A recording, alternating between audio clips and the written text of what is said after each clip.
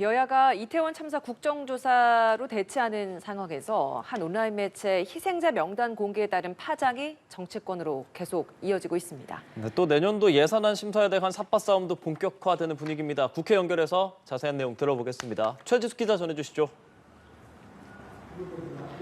네, 이태원 참사 희생자 명단이 유족의 동의 없이 공개된 점을 놓고 정치권에서도 파장이 이어지고 있습니다. 국민의힘은 더불어민주당의 책임을 거론하며 날을 세우고 있는데요. 정진석 비대위원장은 오늘 오전 SNS에서 명단을 공개한 매체에 대해 공개적인 비판에 나섰습니다. 정 위원장은 비열한 선동에 대해 엄정하게 법적, 도의적 책임을 물어야 한다고 강조했습니다. 또 매체의 칼럼진에 유시민 전 노무현 재단 이사장 등이 이름을 올렸다며 정치적 편향성이 강하다고도 덧붙였습니다. 국민의힘은 오후 이태원을 찾아 참사 현장 인근의 소상공인들과 간담회를 갖고 애로사항을 청취할 예정입니다. 반면 민주당은 국정조사 필요성을 재차 압박했습니다. 이재명 대표는 재난대책 수립 TF 단장을 이상민 행정안전부 장관이 맡은 점을 거론하며 국민과 끝까지 싸우겠다는 태도로 읽힌다고 말했습니다. 이어 성역 없는 국정조사와 특검만이 유일한 해법이라면서 범국민 서명운동에 대한 국민 참여를 당부했습니다.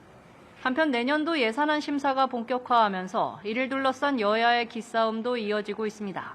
민주당은 경찰국 예산과 이상민 행안부 장관의 업무 추진비 등을 삭감하고 대신 여권이 삭감한 지역 예산 등을 복원하겠다고 벼르고 있습니다. 기재위는 소위 구성조차 합의에 이르지 않은 가운데 기재위 소속 여당 의원들은 긴급 기자간담회를 열어 남은 쟁점을 설명했습니다. 국회 행정안전위원회 이태원 참사 현안 질의도 진행하죠. 관련 소식도 전해주실까요? 네, 그렇습니다. 행안위는 오늘 오후 전체 회의를 열어 이태원 참사에 대한 경찰의 대응을 집중적으로 점검할 예정입니다. 행안위에는 앞서 여야 합의에 따라 증인 채택이 이루어진 이임재 전 용산경찰서장과 류미진 총경이 증인으로 출석합니다. 이 전 서장에 대해선 참사 현장에 늦게 도착한 점과 당일 현장 지휘 등에 관한 세부 내용을 확인할 예정인데요. 여당은 이번 참사의 주요 책임자 중 한 명으로 이 전 서장을 지목해온 상태여서 날선 질의가 예상됩니다.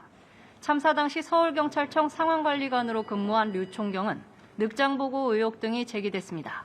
류 총경을 상대로는 당시 근무지를 벗어나 참사 발생을 서울청장에 제때 보고하지 않은 과정을 따져 물을 전망입니다. 이들과 함께 증인으로 포함됐던 송병주 용산서 112 상황실장은 건강상 사유로 나오지 않습니다. 야권은 꼬리 자르기 의혹을 제기하며 이상민 장관을 비롯한 정부 책임자들의 경질을 요구하고 있어 이를 둘러싼 여야 공방도 예상됩니다. 지금까지 국회에서 전해드렸습니다.